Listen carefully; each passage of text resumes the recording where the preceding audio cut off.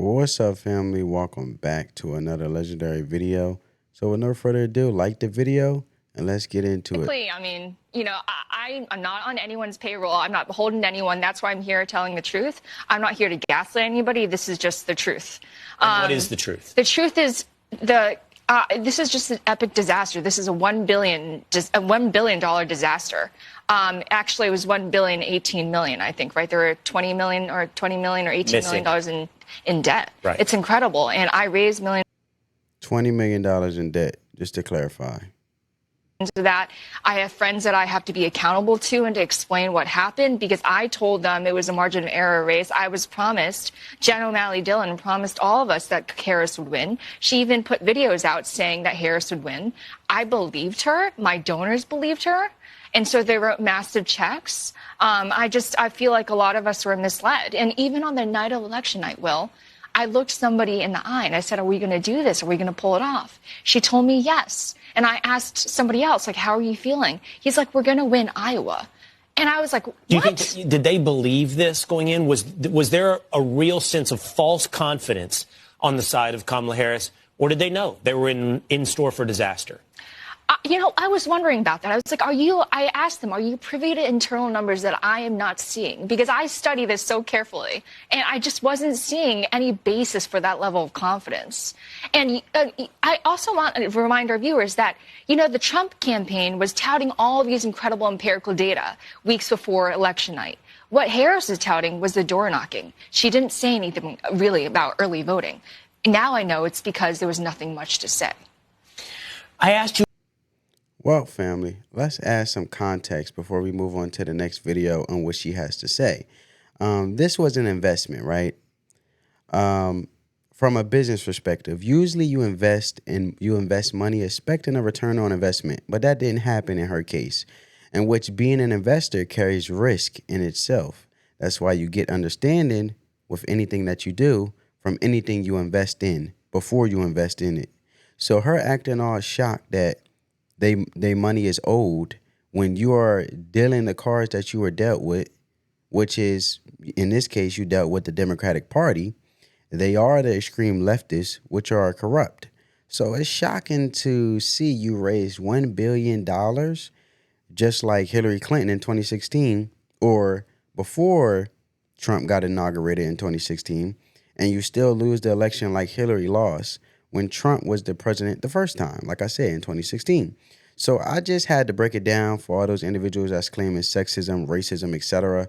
But they expected they were going to win Iowa when Kamala Harris didn't even make it to Iowa, when she tried to run as the presidential elect, when she got obliterated by Tulsi Gabbard, when Biden was running before he won the election to be elected. So they expected they were going to win the election and had people convinced, but the polls never showed the Democrats were ahead, considering that there is always a silent vote for Trump. And it just shows, right? Everybody in this campaign is Delulu. But anyway, let's move on to what else Linda Lee had to say. So with no further ado, let's go, family. The case against Donald Trump. And if you truly believe that Trump is an existential threat, and that's what Democrats have been saying for the past couple of years, then you should have had that process instead of just coronating somebody. What is the relationship?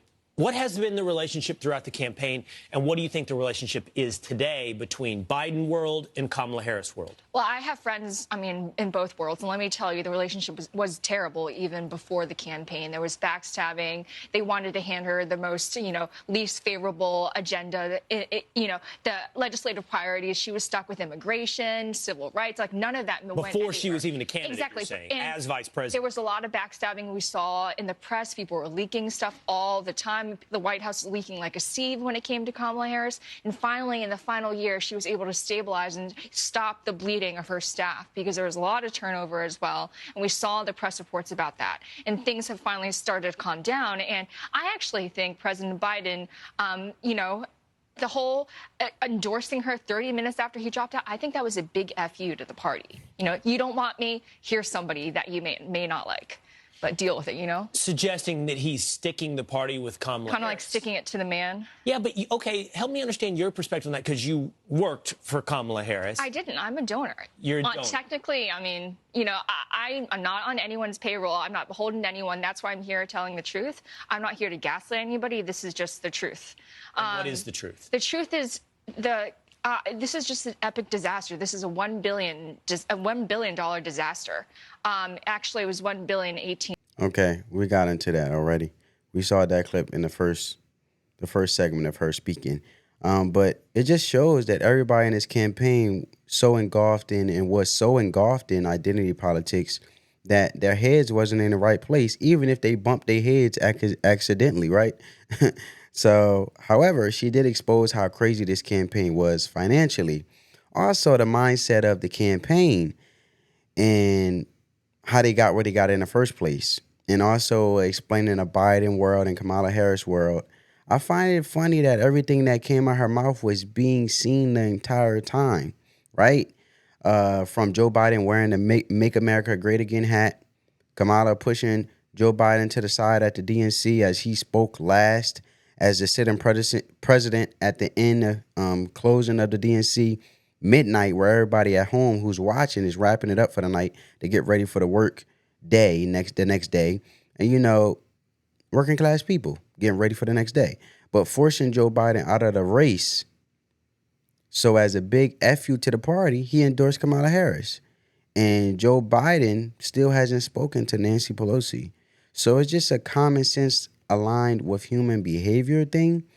And just think about it. The most powerful person in the world, the sitting president, in this case, Joe Biden, you're going to force him out of the race and he's going to be okay with it? Look, man, at the end of the day, she wasn't the only individual who came out and spoke. We also had an individual from the DNC come out and expose Kamala Harris as well, family, which I find very, very shocking. We're about to get to that in a minute. But man, don't they just destroy themselves in the midst of it, family? Comment down below. Do they not just destroy themselves? They came after Trump, the big bag orange guy, and they're destroying themselves, and they are their own demise. But anyway, family, I want you guys to see this, which is very surprising in my eyes. But here we go. Check this out. The national campaign, nothing, zero. They had no respect. They had no coordination. They didn't talk. I never even had a conversation with the lady. They didn't even do the right thing as far as giving us the resources that we need, and they want to blame us. And now I understand somebody ever came was blaming Joe Biden. Can you imagine blaming Joe Biden for her loss? She lost. He didn't lose. Based on your experience in Philadelphia, do you think that it is indicative of how this campaign was run nationwide? It kind of seems that way, don't it? I mentioned our collar counties. They didn't give them any respect. They were screaming and hollering for signs. They didn't get them to the last minute. So that was the DNC that came out who was running Philadelphia. But there's also a second part to what he had to say, because I want you guys to actually, continue to get the full story as I continue to elaborate and get my perspective, thoughts, and insight on it. Effective campaign here by the Harris team. And then he said that Philadelphia concert on the eve of the election was a total waste of money. I got more complaints, including my daughter-in-law. Traffic jam after traffic jam. You couldn't get out. So what happens? They're mad. What? And why is this happening? Because of a concert that she showed up at 11:30 at night? Give me a break. Do you think it changed anybody's mind, or it doesn't look like it, does it? The outcome didn't show it. I would think probably most of them people weren't even from the city of Philadelphia. The Harris campaign fired back, quote, "If there's any immediate takeaway from Philadelphia's turnout this cycle, it is that Chairman Brady's decades-long practice of fleecing campaigns for money to make up for his lack of fundraising ability or leadership is a worthless endeavor that no future campaign should ever be forced to entertain again." Wow. The Senate race here is too close to call, by the way. The Republican challenger, though, Dave McCormick, ahead by 30,000 votes. The incumbent Democratic Senator Bob Casey is already raising money, gearing up for a potential legal fight as they move on to counting provisional ballots. Brian? All right, Brian Yennis, thanks so much. Appreciate it. Meanwhile, President-elect Trump gaining... Well, family, There you have it. So the results tell the story. It's clear of the outcome. That the money was directed in the wrong way. You know what I'm saying? We heard how ads from the Trump campaign was way more effective, especially on the transgender issue. Second, that TV ads should not be the number one way that you're trying to get votes. And Trump did something that the Harris campaign did not do, right? And that is he tripled down on podcasts and earned media, and she refused it, right? And obviously, towards the end, she hones in on black men and trying to scold black men and bringing Michelle Obama and Barack Obama. But I want you guys to hear Van Jones' take on this. And this is the last segment of the video, but I want to get you guys' perspective insight as I add my input, since she tried to double down on black men to gain black men vote, and she called herself bringing out Barack Obama, the big dog, and his wife, Michelle Obama, to call black men in particular misogynist for not wanting to vote for Kamala Harris. But anyway, family, check this out. The Kamala Harris campaign wound up spending a bunch of money on TV ads. And the TV ads sucked. They did not appeal to anyone, but it was dial tested, and it was all supposed to be. The data dummies were up there telling us these are great ads, but nobody liked the ads.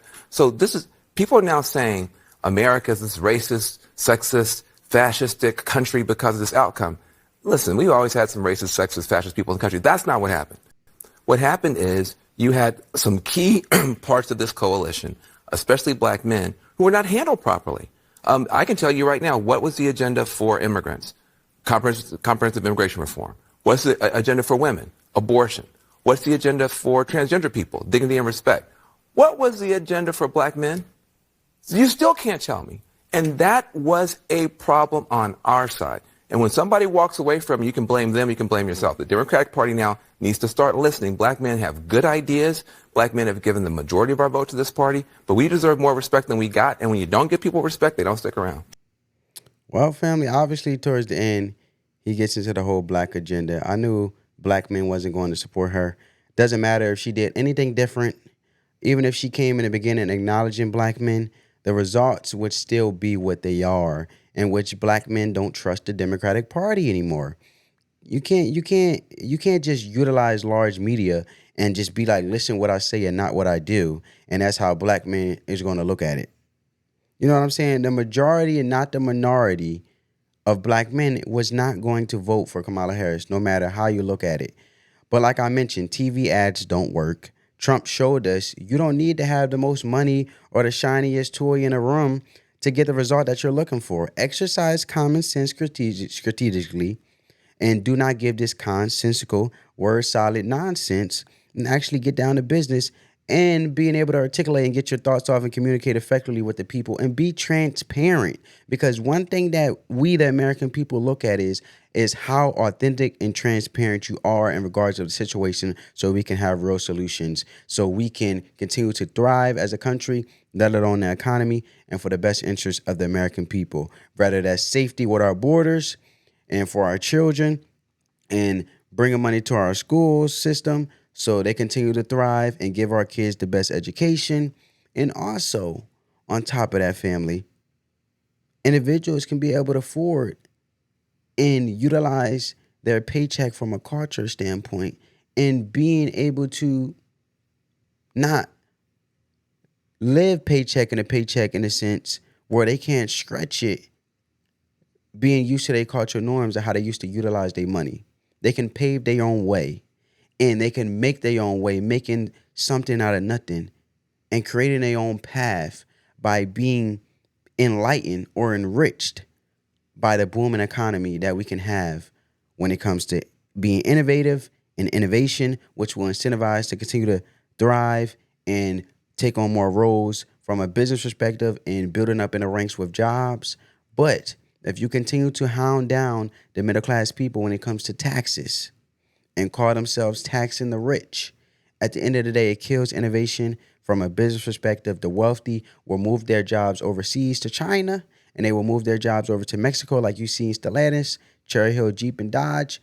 And then at the end of the day, they will cut the wages by looking towards automation, and then they will cut your job by basically automating it where that job role doesn't need to exist no more, and it's no longer a service to the business to be even viable no more, because now they can justify cutting your wage, getting rid of your job, and now on top of it, it's taking the jobs out of America instead of enriching and investing in American people. Because it's not that people don't want to work. It's just at the end of the day, they're being burdened by the taxes and based on the Democratic Party lying to us and not having our best interests. So with no further ado, family, I hope you guys enjoyed this video. Let me know down in the comments you guys' perspective. I'm always open to the possibility of being wrong. Give me your perspective, thoughts, and insights. Give this video a big thumbs up. And on that note, family, peace as always.